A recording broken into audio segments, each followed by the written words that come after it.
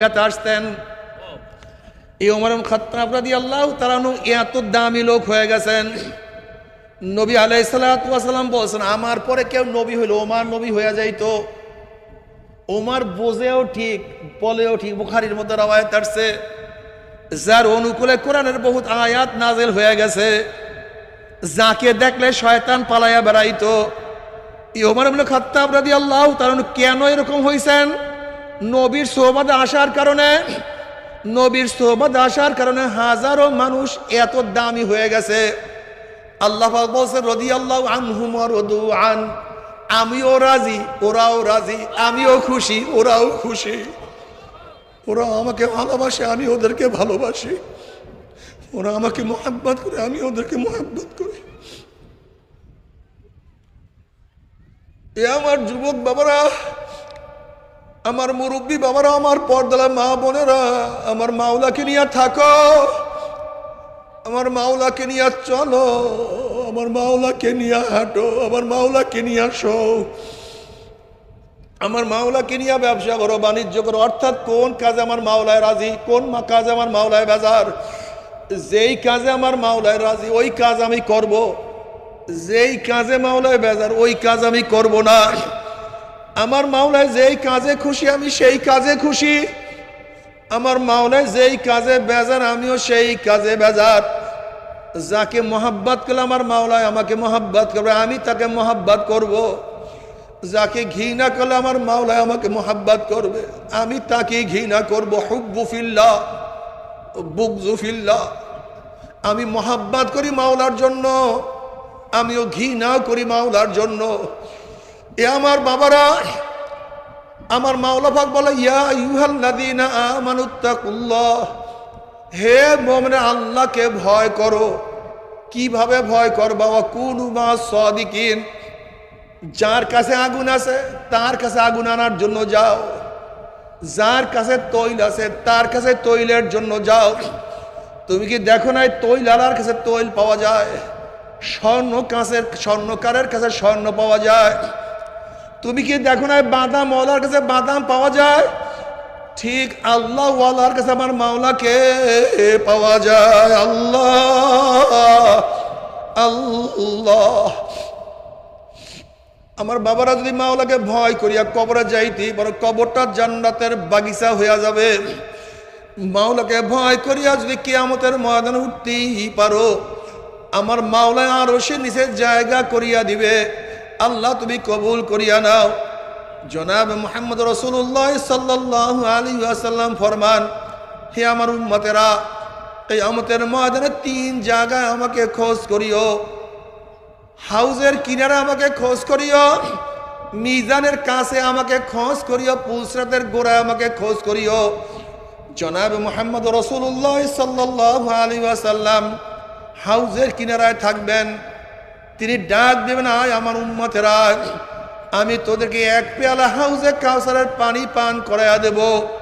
50,000 বছরের মধ্যে আর কোনোদিন পানি পিপাসা লাগবে না। আল্লাহ তুমি কবুল করিয়া নাও। আমার নবী নিজের হাতে হাউজে কাউসারের পানি পান করাইয়া দিবে। ওই হাউজের পানি এত সাদা, দুধের চেয়েও সাদা হবে।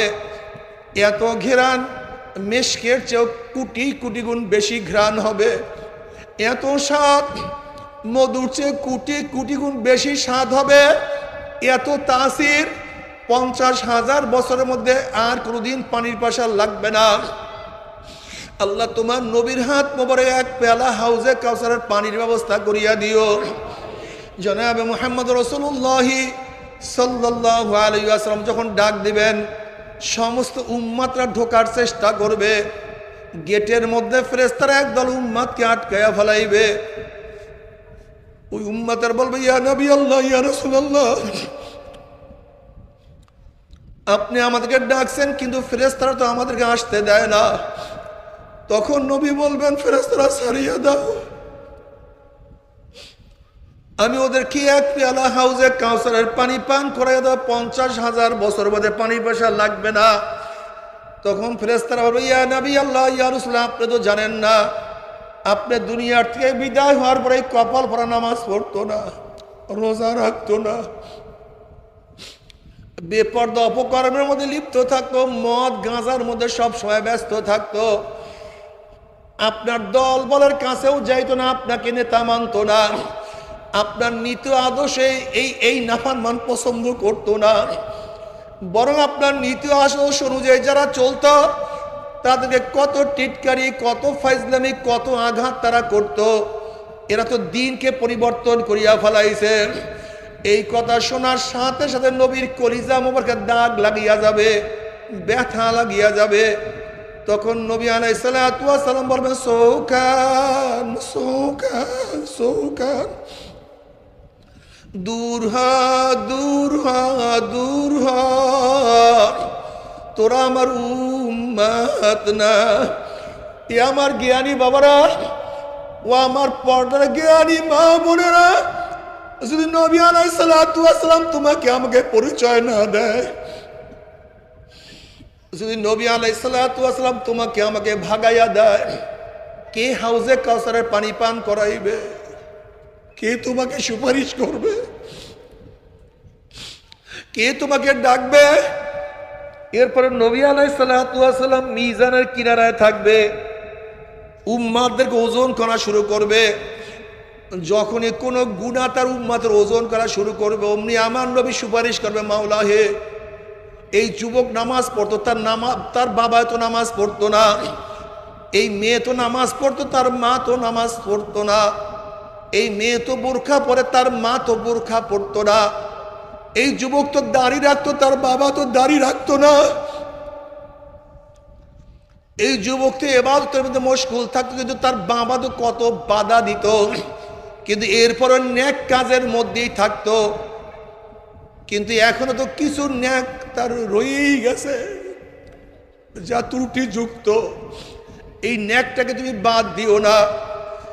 যখনই কোনো গুনাহ ওজন করা শুরু করবে, বলবে, মাওলা হে, ওর ঘরের মধ্যে গুনাহ, ওর রাস্তায় গুনাহ, বাজারে গুনাহ, প্রতিষ্ঠানে গুনাহ, সব জায়গায় গুনাহ। এরপর হাজারো গুনার থেকে বাঁচিয়ে থাকার চেষ্টা করছে, হাজারো সাধনা করছে বাঁচিয়ে থাকার জন্য, কিন্তু তারপরে তো কিছু গুনাহ দেখা যায়। মাওলা হে, তুমি গুনাহটাকে ওজন করিও না। যদি গুনাহ ওজন করে আমার উম্মতের কি উপায় হবে? কিয়ামতের মাঠে আল্লাহ পাক রব্বুল আলামিন নবীকে বলবে, সালতু উতা ইশফাতু শাফা, এ আমার নবী, আপনি আমার কাছে চান, আমি আপনাকে দিয়া দেব।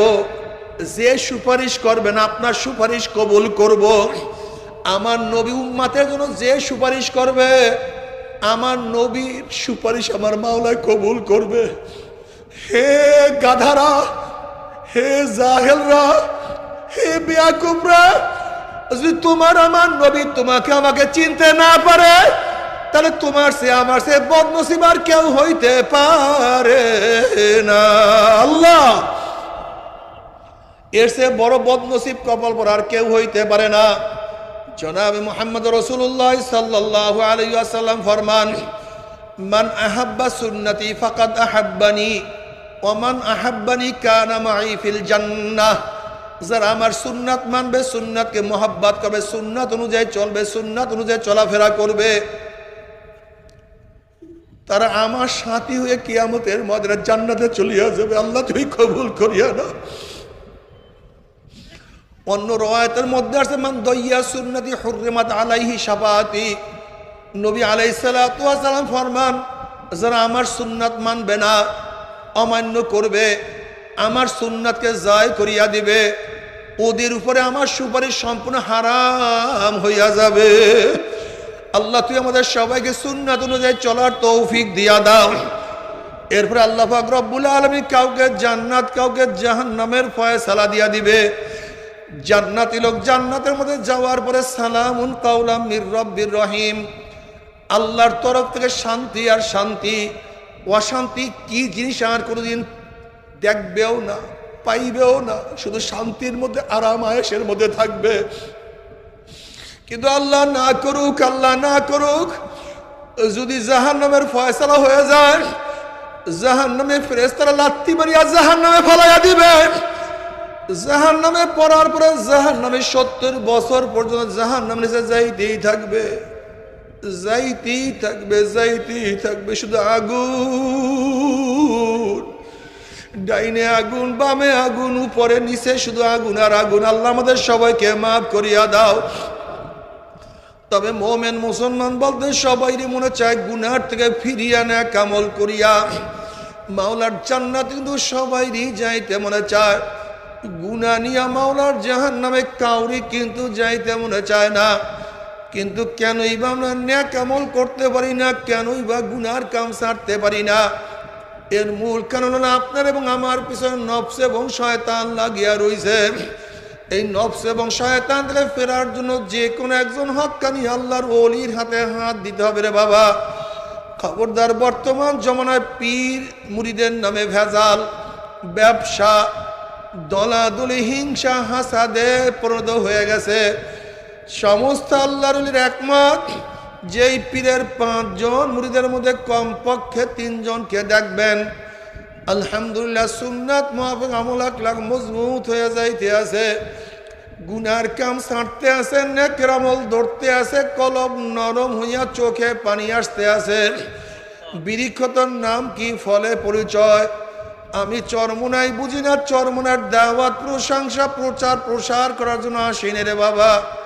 চরমোনাই যাওয়ার তোমার কোনো দরকার নাই, কোনো দরকার নাই, কোনো দরকার নাই। তুমি যার কাছে গিয়া পারো গুনার কাম সারো, নেকের আমল ধরো, কলব নরম করিয়া চোখে পানি নিয়া মাওলার কবরে যাইও। যেরকম দুনিয়ার ঘরে আগুন লাগলে পানি সানা নিমানো যায় না, ঠিক তদ্রুপ তোমার এবং আমার গুনার দ্বারা যে জাহান্নামের আগুন জ্বলিয়া রইছে, চোখের পানি ওসারা কিন্তু জাহান্নামের আগুন নিবানো সম্ভব না। কাজে বাবা আমার জন্য দোয়া চাই, আমিও দোয়া করি, সবাই সবার জন্য প্রাণ খুলিয়া দোয়া করো, যেন কিয়ামতের ময়দানে গলাগলি বাঁধিয়া মাওলা একসাথে জান্নাতে যাওয়ার তৌফিক দিয়া দেয়। আল্লাহুম্মা আমিন। ও আমার পর্দালা মা বোনেরা, 2 হাত তুলিয়া মাওলার দরবারে কান্দো আর মাওলার কাছে মাপ চাও। কান্না না আসলে মনের বুঝারে মন।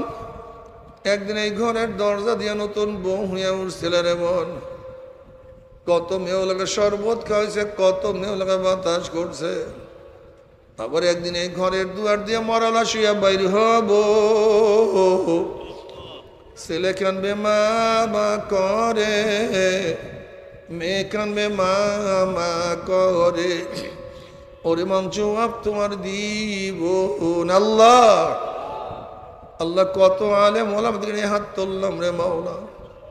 আল্লাহ কত সাদা দাড়িওয়ালা ভাইদেরকে নিয়ে হাত তুললাম রে মাওলা। আল্লাহ তোমার হাবিব বলছে সাদা দাড়িওয়ালা যখন কান্দন নয় তখন তুমি লজ্জা হইয়া যাও। আল্লাহ কত বেগুনা না বলে তালবে আলেম ভাইদেরকে নিয়ে হাত তুললাম রে মাওলা।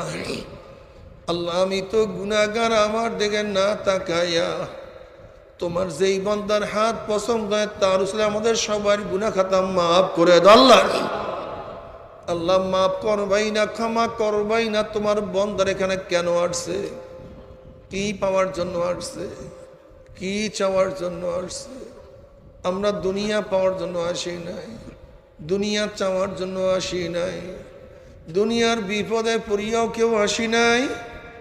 আল্লাহ কেউ নামাজ কাজা করিয়া ফেলাইছি, কেউ রোজা ছাড়িয়া দিছি, কেউ বেপরদা অপকর্মের মধ্যে লিপ্ত হয়ে গেছে, কেউ হারাম কবিরা গুনাহ করিয়া ফেলাইছি। আল্লাহ আমরা জাহান্নামের কাজ করিয়া ফেলাইছি। আল্লাহ জাহান্নামের খাতার থেকে আমাদের নামটা কাটিয়া দাও। আল্লাহ জান্নাতুল ফেরদাউসের মধ্যে আমাদের নামটা উঠায়া নাও। আল্লাহ সন্তান অন্যায় করিয়া বাবার কাছে মাপ না পাইলে মার কাছে মাপ পাওয়ার আশা করে, ভিক্ষুক এক দরজা ভিক্ষা না পাইলে অন্য দরজা ভিক্ষা পাওয়ার আশা করে। আমরা তোমার দুয়ারের ভিক্ষু, তুমি হাঁকাইয়া দাও, তারাইয়া দাও, আর তোমার দরজা নাই রে মালিক, আর তো কোনো দুয়ার না। আল্লাহ আমার যুবক বাবাদেরকে কবুল করিয়া না, আল্লাহ আমার মুরব্বী বাবাদেরকে কবুল করিয়া না। আল্লাহ আমার মা বন্ধুকে কবুল করিয়া না। আল্লাহ আমরা যারা হাত তুললাম জানি না কার মা নাই, বাবা নাই, স্ত্রী নাই, সন্তান নাই, দাদা নাই, দাদু নাই, না